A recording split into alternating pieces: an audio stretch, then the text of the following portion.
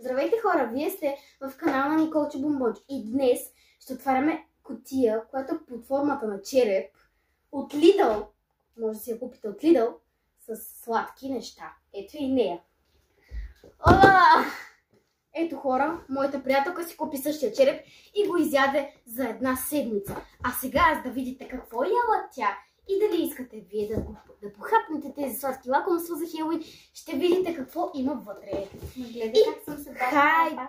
Да бе, тя моята се барва за втори път в този канал на Стич.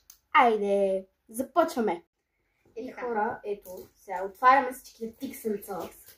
Значи, я видим. Ето към още тиксо. Те падат неща. Добре, сега ще ви ги представяме. Така, Номер едно. каквото на мен много ми се барна на очите.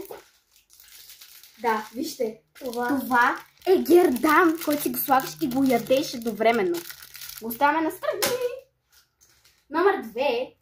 Какво си избира? Така че всички знаете KitKat, буквално. Номер 3. Gummy Bears. Такива желирани мечета. Gummy bear. Това е пак някакви бомбони, според мен са някакви за смучене. Според мен са като от герданчето, където е. Да, наистина много подобно. Много подобно. Тя ги е яла тия неща, тъй че ги знае. Следващото, кое е? Това маршмело. Това е маршмело, хора. Вижте как изглежда само. Това е много странно. Не знам, що просто... Чупа-чупсик. Една бизалка. Всички знаете бизалката. Е Такива червейчета с захар отгоре и лимон. Кое е което? Това.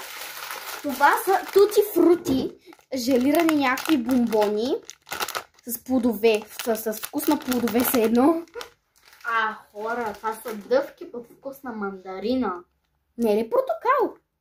Портокал, мандарина, ще едно и също. И последно, друго нещо. Мини ментушчета. Вижте колко са сладки! И не на последно място, но последно в този череп. Тези желирани бомбони, които са безброй много. Безброй много. Вижте колко са готини. Всякакъв микс. Има акули, жаби, яйца, има мечета. Вижте какви големи мечоци. Буквално това са мече. Това е едното е мече. А погледните какви са малки тук тези мечоци. Да, сравнение хора, сравнение. Очаквайте част 2, която пак отваряме бомба.